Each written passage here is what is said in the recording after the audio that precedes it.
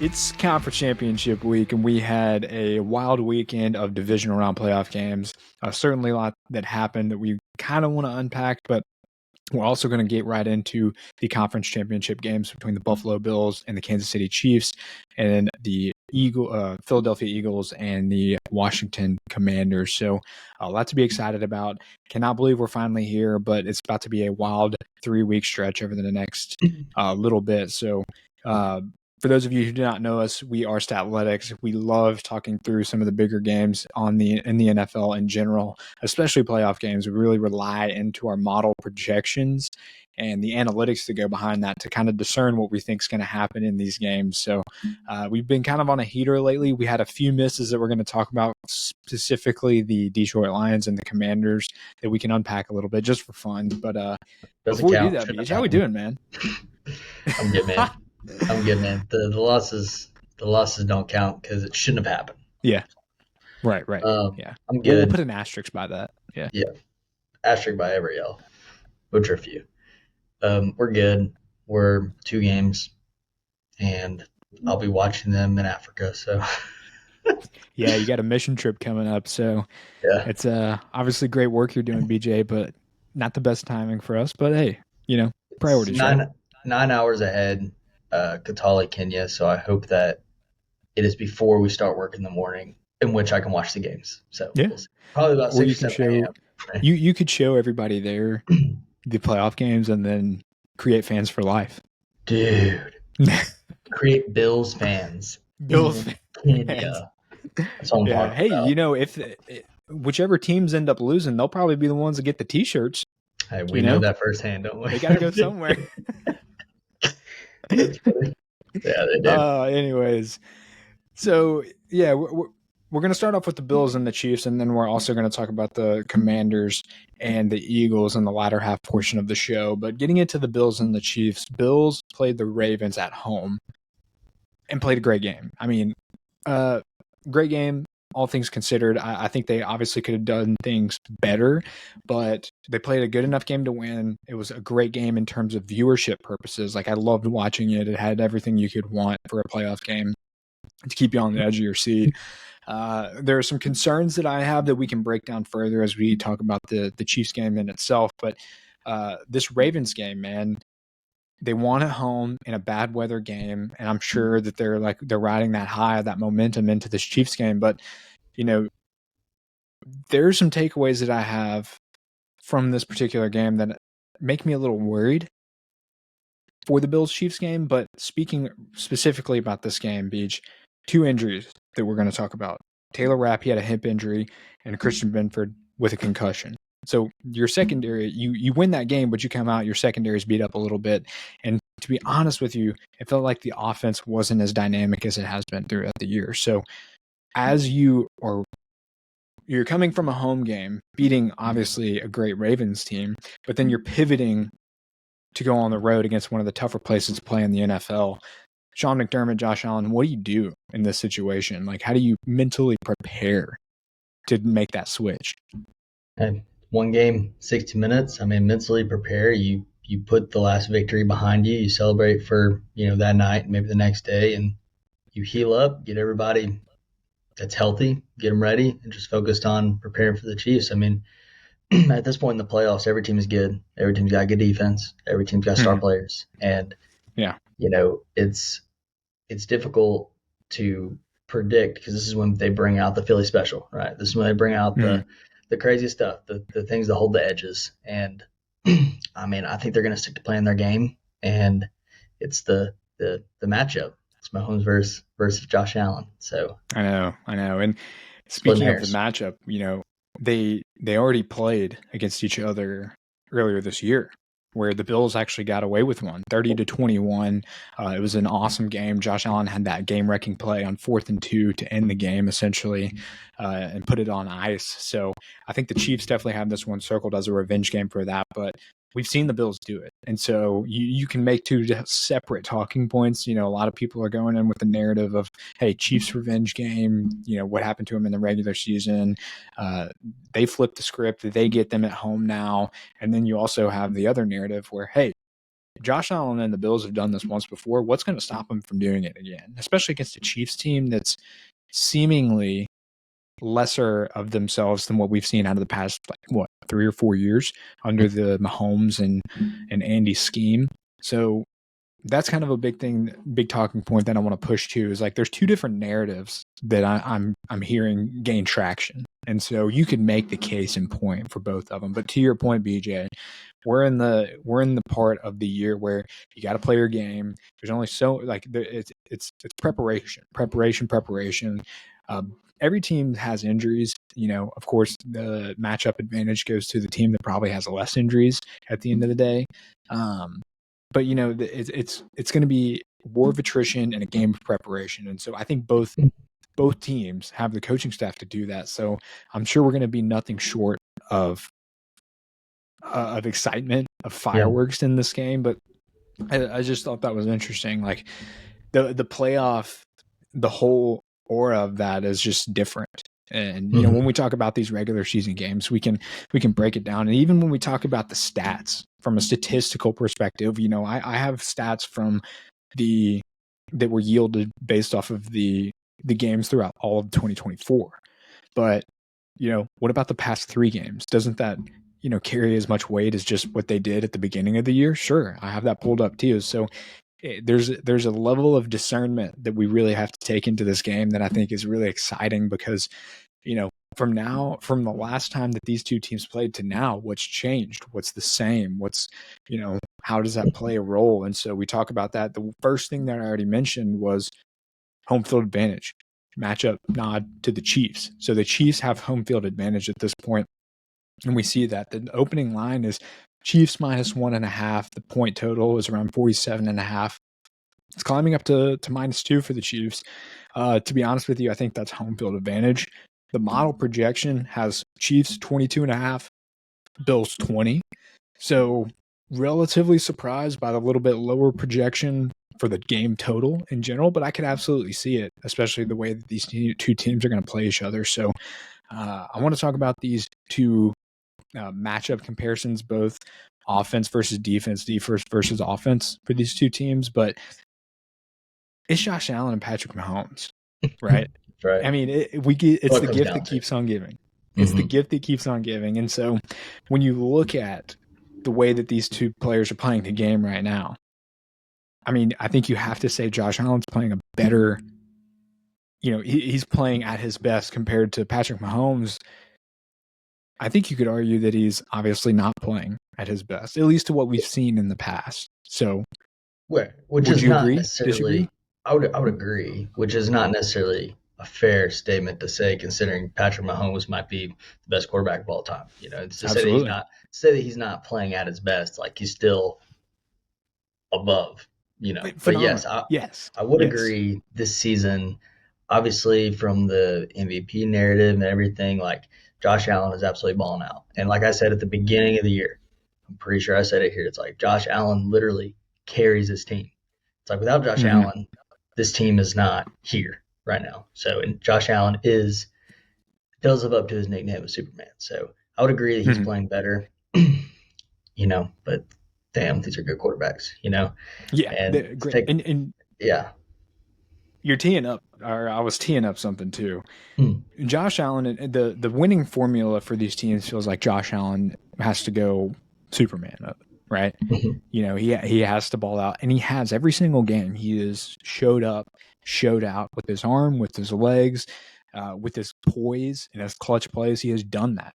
But the winning formula for the Chiefs is they just follow their scheme, and it's really hard to deter them from their scheme. And I think that like the game plan for the Bills is how do you get them off balanced? How do you get them off their script, right? How do you deter them from everything like that? Because they followed the book really well. They followed their game plan. Nobody's really knocked them off their game plan yet, right? They have an offensive line that blocks extremely well. They have decent weapons, not great weapons, but Patrick Mahomes is not somebody that stretched the field like he used to because he doesn't have to. He had a lot of weapons that were injured throughout the year. but it doesn't matter. They can still follow their scheme, their script, do what they need to do. And the defense is what really helps them. And the defense has really come onto the scene as well, because the defense is putting them in great positions to not have to do too much. And when you have that type of play, that's also really hard to beat. And you're talking about Patrick Mahomes, like, well, it's like the Eagles conundrum. You have Saquon Barkley, who is running the ball really, really, really, really well, and it's a winning formula. If you can run the ball really well at will, why would you force your passing game to try and win yourself the game when your running game can do it already? Just Mhm. because the running game is doing really well doesn't mean the passing game's there. And Yep. similarly for the Chiefs, just because the off script isn't there doesn't mean it's not capable of getting what it needs to be done. So it's an interesting talking point that I wanted to bring up. There's two very different style of plays in this year that we've seen from both teams that inevitably get them at the same exact point at the end of the games.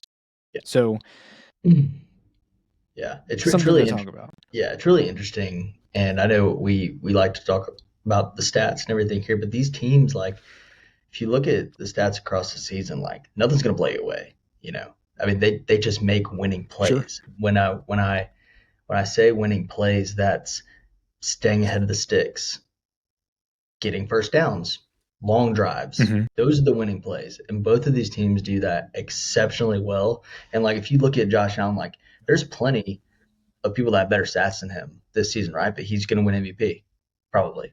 And that is because he makes winning plays. He makes the plays that matter. I mean, this game's going to come down to like two plays. The Ravens Bills Mm-hmm. game came down to Mark Andrews dropping the 2 point conversion. Like, it's going to come down to like one or two plays. What makes the Chiefs so dangerous is they've got Xavier Worthy, Marquise Brown back. And, if they pepper to Kelsey, one big play could change the whole game, Mm-hmm. like in the beginning of the 100%. fourth quarter or something. So that's why, like, they just wait for their time to make Yeah. those winning plays. And that's what these Yeah. teams are so good at. And it's just, it doesn't show up a lot necessarily in the stat sheet, but that's what makes these teams different than everyone Yeah. else. And to your point, I mean, they don't really lead the league in anything. Neither of these teams do. If you Nope. look at the Kansas or the Buffalo offense, they do have a strong EPA rating per play on the offense side of the ball. Second overall in EPA per play, ninth overall in offensive success rate, and top 10 in both rushing and passing. But again, there's, if you go over to the Commanders offense, you're going to see ones and twos and threes across the Mhm. board, right? If you look at the Kansas City offense, same story here: 10th overall in EPA per play, 10th overall in success rate. And honestly, I thought those numbers were high for kind of the product that we were seeing on the field, all things considered.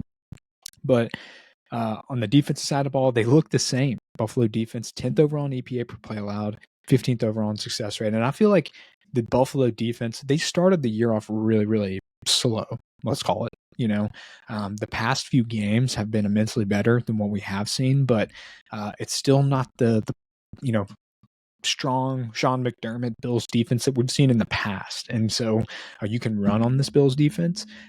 It's a little bit tougher to throw the ball, but now you're looking at two injuries in the secondary that may open up the gates a little bit for those receivers, for Travis Kelce. So it's the Bills defense is a little bit of concern to me. And if you're them, one of the things you have to do is you have to generate pressure on Kansas City, and they actually have a really good line. I mean, dude, it's hard to get Mahomes off kilter a little bit, but I feel like that's going to be the central point of focus for this Bills defense. Is like, even though they can probably, like, I mean, Mahomes is one of the greatest to ever do it. Even though he can do off script plays, make him do it. Don't let him stick to the script and just run their script plays throughout the whole game. And then same story for the Chiefs defense. I mean, Bills offensive line has played phenomenal. They have allowed the least amount of quarterback pressures out of any team in the league this year, only allowing 3.8 QB pressures per play. Now, some of that too is also the playmaking ability from Josh Allen. He gets away from pressures better than anybody. But not to mention that the offensive line is still great, and they're running the ball really great. The Bills are. So that, I mean, we have a couple of different matchups that we can circle here, then we can kind of say, hey, the game's probably going to come down to this. Mahomes versus the Bills secondary, Christian Benford's concussion, Taylor Rapp's hip injury. They might be out this game. Are they going to take advantage of that? Maybe. That's certainly probably going to be something that they try and scheme up. Josh Allen versus the Chiefs pass rush. I mean, Chiefs pass rush, Chris Jones is back. It's going to generate more pressures. Can Josh Allen deter that? Can the Bills offensive line deter that? Who knows? And there's going to be one of those matchups is going to be kind of the driving force of the deciding factor of this game. And it's going to be awesome because I think, as we've always seen it, it's always the fourth quarter. There's a set of plays that it always comes down to. And I really think we're going to get that again. But it's just the gift. Again, it's the gift that keeps on giving. So when you look at these matchups, in your opinion, who has the favorability here, Bidge? I can speak for both. I can speak for both sides. I think Okay, I think that an important matchup is going to be Travis Kelce versus whoever they decide to line up across from him, whether it's a big cornerback or it's Milano or whoever it is. Kelce had a vintage Kelce game, 9 catches over 100 yards or something like that last game. And, that's his Mahomes' go-to guy. He really doesn't have anybody else to go to. Last game, he only completed a pass to 4 players, and only one was a wide receiver, and Xavier Worthy. So, I think Kelsey's going to have a big game. I think they will win that matchup. Then on the other side of the field, when you talk about the Bills' offense against the Chiefs, you've got they throw the ball, nine different people will catch a ball, and it's Josh Allen's seeing the field really well, and he can get it to anybody. Now, I will ask you a question here. We know the Bills have been suspect to the run, but the Chiefs bringing out Kareem Hunt and Pacheco after missing, most of the season, you think the Chiefs are going to be able to run the ball like other teams have against the Bills here? Because I don't really think so. The thing is that they have, though, it's been a really, really gross product, but they have been leaning on it, and Kareem Hunt is averaging barely over 4 yards a carry, but it's a true 4 yards per carry. It's not weighted by, he had a 30-yard run and then a couple of 2-yard runs, and then it's averaging out to 4 or 5 yards per carry. Literally 4 yards a carry.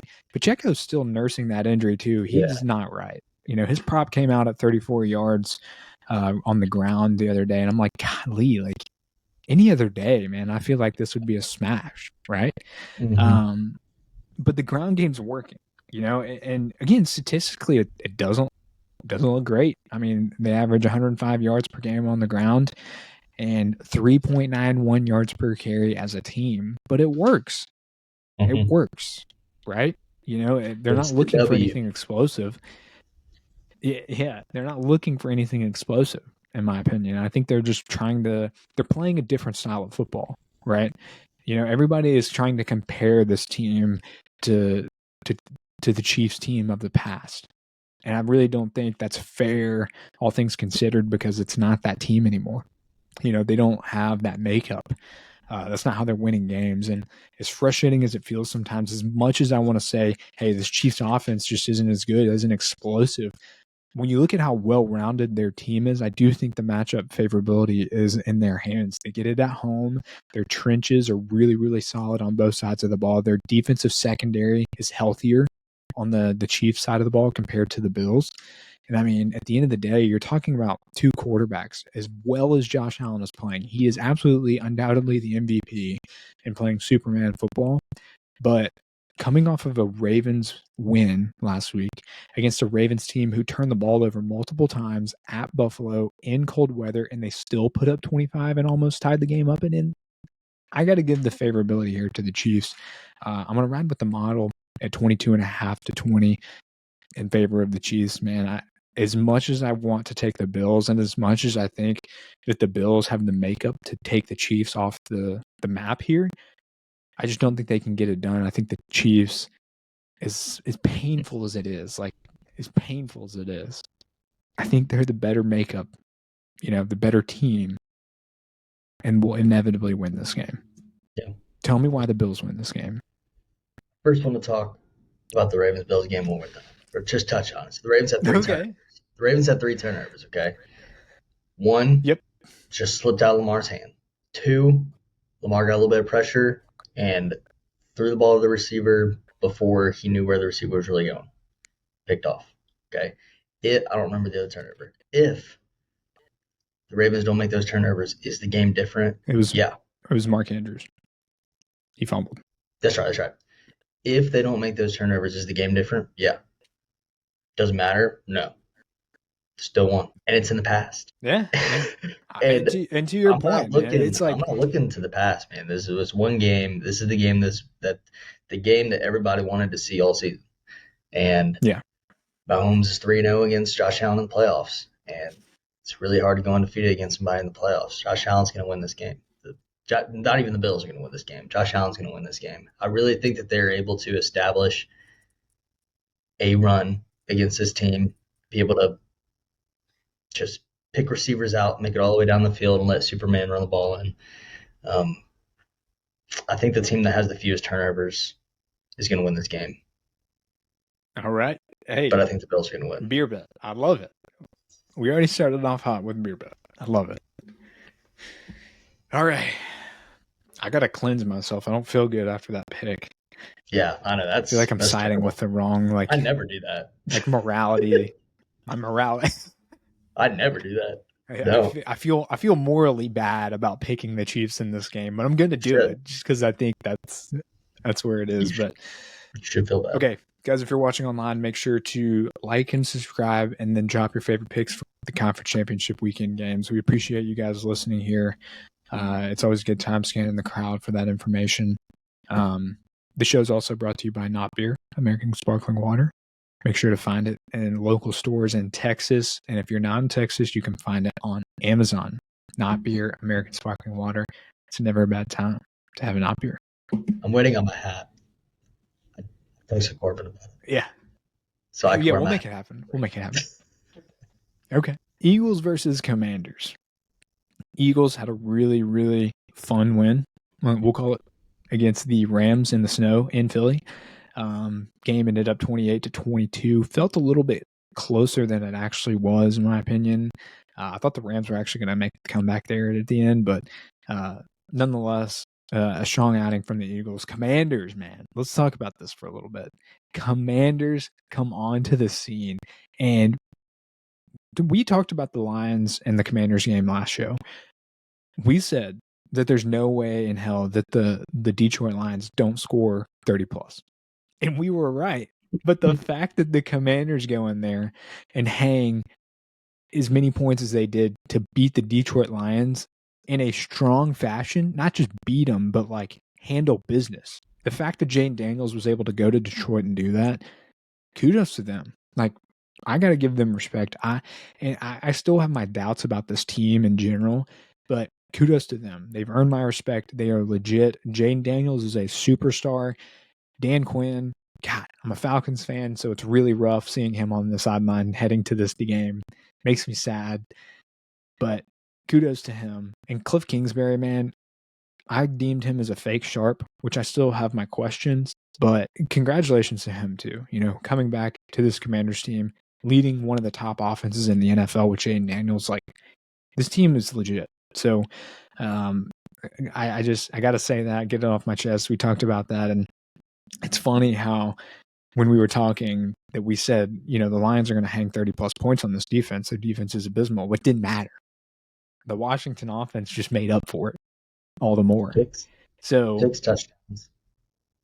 6 touchdowns. That's crazy. What the Commanders scored. That's crazy. They did it all different types of ways too. They did it. Golly. Every way you possibly could. Jayden Daniels is that guy, and I think we can confidently say he will be a superstar over the next 2 decades, hopefully. But let's talk about the game, BJ. Commanders are going to Philly to play at the bank. Eagles are 6.5, 6 roughly home point favorites against the Commanders. I'm seeing a lot of action already on the Commanders right now, more bets than money. Smart. So sentiment is strong for the Commanders, rightfully so. I mean, we you know, look at what they did to Detroit, and let's say they can't do that to the Eagles. I have some thoughts, but we'll get to that in a little bit. Commanders offense, BJ, one of the best in business, 5th overall in EPA per play, 4th overall in offensive success rate. They're 3rd overall in rushing yards per game, averaging over 150 yards on the ground, averaging nearly 5 yards per carry. So this offense, man, they can hit you. They can get you good. I mean, Jayden Daniels, one of the best quarterbacks in the game. He can rush the ball extremely well, extremely efficiently, and he's one of the best deep passers in the game, not to mention. So what he's doing with De'Ami Brown as his second receiver, now kudos to De'Ami Brown. Like he's certainly stepped up, okay? But if you told me, hey, his wide receiver core is going to be Scary Terry, elite wide receiver, but then De'Ami Brown and Jamison Crowder, sorry, I'm not, I don't really have the utmost confidence in that crew. But look at what he's doing. So my concern, BJ, talk about the Philly defense real quick.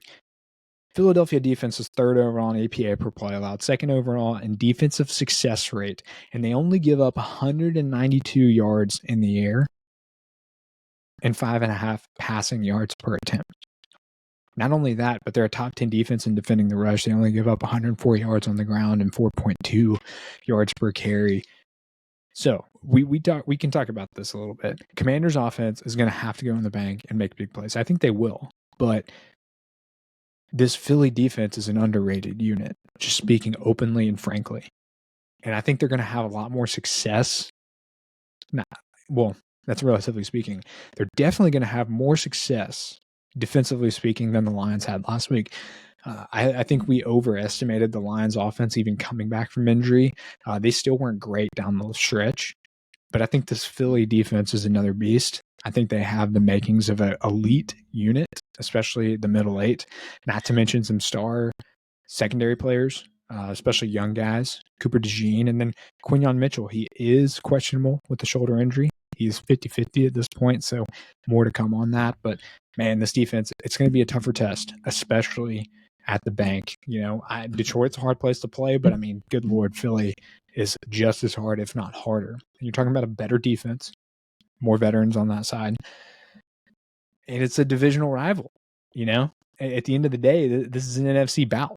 And so before we go over to the Philadelphia offense versus the Washington defense, Beach, just strictly talking this matchup here, do you think that, because in my opinion, the Eagles are going to have to do what they did to the Lions. They're going to have to score a lot of points in order to win this game. Are you concerned about the matchup discrepancy between the Eagles defense and the Lions defense? Do you think Jayden Daniels can find the same amount of success against the Eagles at the bank that he found last week against Detroit? Yeah, I think that this defense is 100% better than the Lions defense. 100%. Do I think he'll be able to still find success? Yes. As much? No. But in this last game against the Lions, they were able to get yards in any sort of way they wanted to. They were able to run the ball effectively. 2 games ago against the Bucks, Jayden Daniels was their leading rusher with 36 yards. And I think that this game is going to resemble that one. I'm not confident in the Commanders to be able to run on the Eagles defense on Jalen Carter. I don't think that they're going to have much success doing that.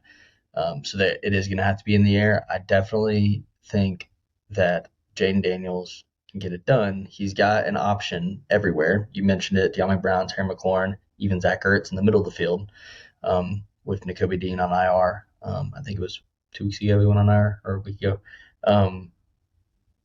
He's got a lot of options. He's an excellent thrower of the ball. I think that he will have plenty of success, but it will be definitely more difficult. Maybe a turnover here and there because of this great Eagles defense. Yeah, dude. It's going to be tough sledding. Now, I think that it'll be it's just going to be different. It's going to be different but the same from the Detroit game. And I say that just because I don't think we'll see as much points, but I think we'll see a similar style game, but maybe not as much mistakes from the Eagles. Let's pivot over to the Philadelphia offense, Beach. Saquon Barkley is having a year. and he continued that with a 200-plus yard game against the Rams last week, going absolutely crazy in the snow. There's no stopping him, and not to mention that this Philadelphia offensive line is a top 2 unit in the league. And that first of all is really hard to beat. When you have an offensive line that good, that's already a matchup disadvantage. It just weighs so much more, comparatively speaking, to other facets of the game. But Philadelphia offense, 6th overall in EPA per play, 15th overall in offensive success rate. They don't pass the ball that much. They only average 207 yards in the air, but 2nd overall in rushing yards per game. They average 180 yards on the ground, Beach. Like, crazy. That's going to be hard to defend in its own right. Ridiculous. If you look at the Commanders, they're 30th in the league in rushing yards per game allowed at nearly 140 yards on the ground. So this defense, it's not the offense I'm worried about. The offense might single-handedly keep them in the game and potentially win them the game. But this defense is not doing them any favors. They're better, especially in the latter half of the season, in these past few games. They're better than they were when they started. But my goodness, man, like it's a hole. It's a massive hole. And, they have shaky outputs, right? Okay. So they were 5th best in EPA per play allowed in the playoff games, the wild card week. But then they were 2nd to last in EPA, right behind the Detroit Lions per play allowed in divisional round. So it's like, what do you make of that? Like, and that's the big concern for me. And that was the concern for me for the Detroit game. And Detroit had 30-plus points. So it's there. I really confidently think that the Eagles are going to score 28 or more points in this game, for sure, depending on the pace of play. But it's going to be a matter, can Jayden Daniels, hang that kind of number again? Because he's going to have to. This Philadelphia offense is going to have their way. I think they're going to be able to control the clock as well. That's what concerns me, is similar to how we talked about the Chiefs. They play to script. You can't really deter them from their game plan, and it's really hard to do so. The Eagles do the same thing. They bleed you out on offense. They don't do anything crazy. They don't have that many explosive plays, but they just wear you down, especially in the running game. They run the clock. Their trenches are phenomenal. Their offensive line can kind of bully ball you into having their way. And so that's what makes me concerned for this game.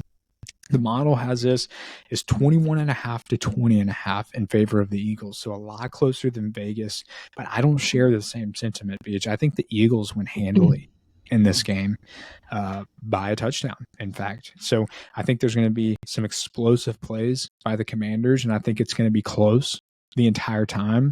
But all things considered, I just think that the defensive mismatch for both sides for both teams in favor of Philly is going to be, it's going to be the calling card for this game. And I think that as great and as magical as Jayden Daniels' run has been, he just doesn't have everything he needs yet. This team doesn't have everything it needs yet to go the distance. Whereas the Eagles' makeup on both sides of the ball, the offensive line, the defensive line, they're phenomenal.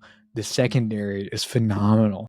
The skill players for the Eagles are phenomenal. And so when you can't point to the Commanders and say the same thing, their quarterback is elite 100%. Is their offensive line elite? No. They just lost one of their best offensive linemen to an ACL injury as well.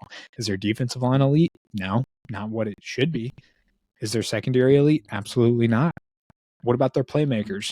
Okay, well, they have Terry McLaurin. That's a big boost. Olamide Zacchaeus. Yeah.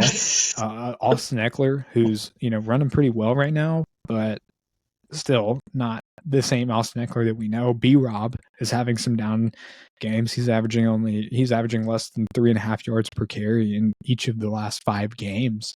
So no, I have a hard time believing and buying into the notion that the Commanders can put a full game together. Now, Jayden Daniels, similarly to how Josh Allen operates, can go Superman and absolutely keep him in this game and potentially even win it. But I just, probabilistically speaking, I think the Eagles have the matchup advantage undoubtedly in this one, and it's just too hard. The mountain is too high for Jayden Daniels to carry just for this year. Get him some more pieces on the offensive side of the ball and the defensive side of the ball. Totally different story. But that's You want just to my know? sentiment, Beach. What do you think? Yeah. You want to know the real reason why the Lions lost? You You want to know? because both offensive coordinators were busy, Because they or decided to throw the both ball. coordinators. Yeah, that too. But 3 picks in my for opinion, Golf, 1 pick for JMO. That's 4 empty possessions that gives the other team.